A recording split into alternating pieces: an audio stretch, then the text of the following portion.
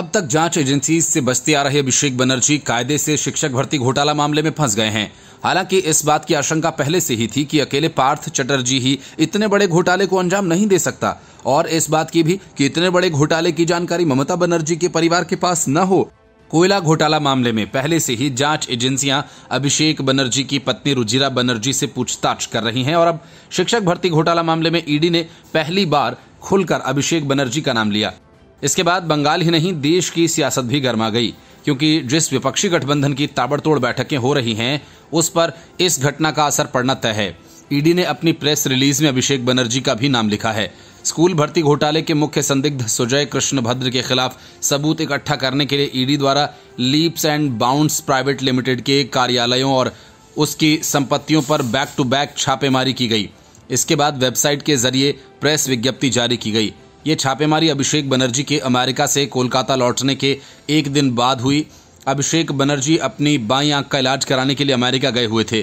Press विज्ञप्ति के मुताबिक आरोपी सुजय कृष्ण भद्र messrs Leaps and Bounds Private Limited के सीईओ थे। इस कंपनी, जिसका इस्तेमाल करोड़ों रुपए के संदिग्ध लेन देन के लिए किया जाता था, वो अप्रैल 2012 से मार्च 2016 तक इस कंपनी में निदेशक भी रहे। टीएमसी सांसद Abhishek Banerjee Messrs Leaps and Bounds Private Limited के मुख्य कार्यकारी अधिकारी थे। वे अप्रैल 2012 से जनवरी 2014 तक कंपनी में निदेशक भी थे। ईडी ने पश्चिम बंगाल के शिक्षक भर्ती घोटाला मामले में आरोपी सुजय कृष्ण भद्र से जुड़े कोलकाता में 3 परिसरों में 21 और 22 अगस्त को तलाशी अभियान चलाया। इस दौरान विभिन्न आपत्तिजनक दस्तावेज और डिजिटल साक्ष्य बरामद किए गए। ईडी की इस प्रेस विज्ञप्ति के बाद पश्चिम बंगाल की राजनीति में घमासान मच गया। भारतीय जनता पार्टी के नेता और पश्चिम बंगाल विधानसभा के नेता प्रतिपक्ष शुभेंदु अधिकारी ने आरोप लगाया कि अभिषेक बनर्जी ने करोड़ों रुपए की हेराफेरी की है। ममता बनर्जी का नाम लिए बिना भाजपा नेता ने उन्हें भतीजा कहा है। उन्होंने कहा कि पूरे घोटाले के पीछे वे ही हैं। उसने करोड़ों रुपए की हेराफेरी की है।